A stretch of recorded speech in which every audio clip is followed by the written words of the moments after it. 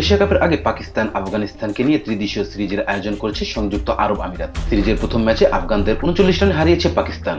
শুক্রবার রাতে Sharjah cricket স্টেডিয়ামে টস জিতে আগে ব্যাট করে নির্ধারিত 20 ওভারে 7 উইকেট হারিয়ে 182 রান করেন সালমান আগার দল। জবাবে ব্যাট করতে নেমে এক বল বাকি থাকতেই 143 রানে অল আউট হন আফগানরা।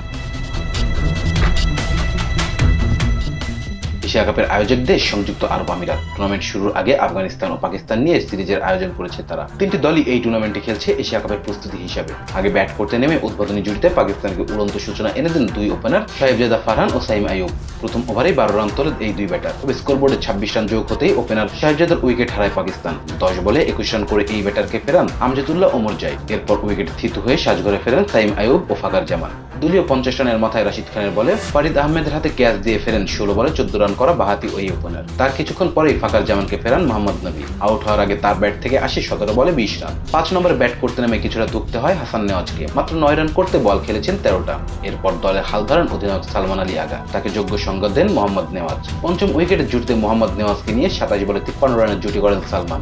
দলীয় 136 রানের মাথায় নেওয়াজকে ফিরলে এই জুটি ভাঙেন মুজিবুর রহমান। ফেরার আগে তার ব্যাট থেকে আসে 11 বলে 21 রান। এরপর ষষ্ঠ উইকেটের জুটিতে মোহাম্মদ হারিসের সঙ্গে 22 বলে 31 রানের জুটি করেন সালমান আগা। 13 বলে 15 রান করে ফরিদের বলে সিদ্দিকুল্লাহ আতারের হাতে ক্যাচ দিয়ে হারিস ফিরলে ভঙ্গ হয় এই জুটি। এক প্রান্ত আগলে রেখে টি-20 ক্যারিয়ারের চতুর্থ 50 তুলে নেন সালমান আগা। শেষ পর্যন্ত 36 বলে 53 রানে অপরাজিত থাকেন পাকিস্তানের এই অধিনায়ক। অন্যদিকে 5 বলে 14 রান করে ক্যামিও খেলেন ফাহিম আশরাফ। আর তাতেই পাকিস্তানের সংগ্রহ দাঁড়ায় 182 রান। লক্ষ্য তারায় ব্যাট করতে নেমে দেখে শুনে শুরু করেন আফগান দুই ওপেনার মোহাম্মদ গুরবাজ ও ইব্রাহিম জাদরান। তবে দারুণ এক ইয়র্কারে বোল্ড করে 9 রানে করা ইব্রাহিমকে সাজঘরে ফেরান শাহিন শাহ আফ্রিদি। এরপর সিদ্দিকুল্লাহ আতালকে নিয়ে আফগানদের ইনিংস এগিয়ে নেন গুরবাজ। পার প্লেতে 50 রান তুলে ভালো কিছু করার আভাস দেন আফগানরা। তবে দারুণ খেলতে থাকা গুরবাজকে সাজঘরে ফিরিয়ে দেন মোহাম্মদ নওয়াজ।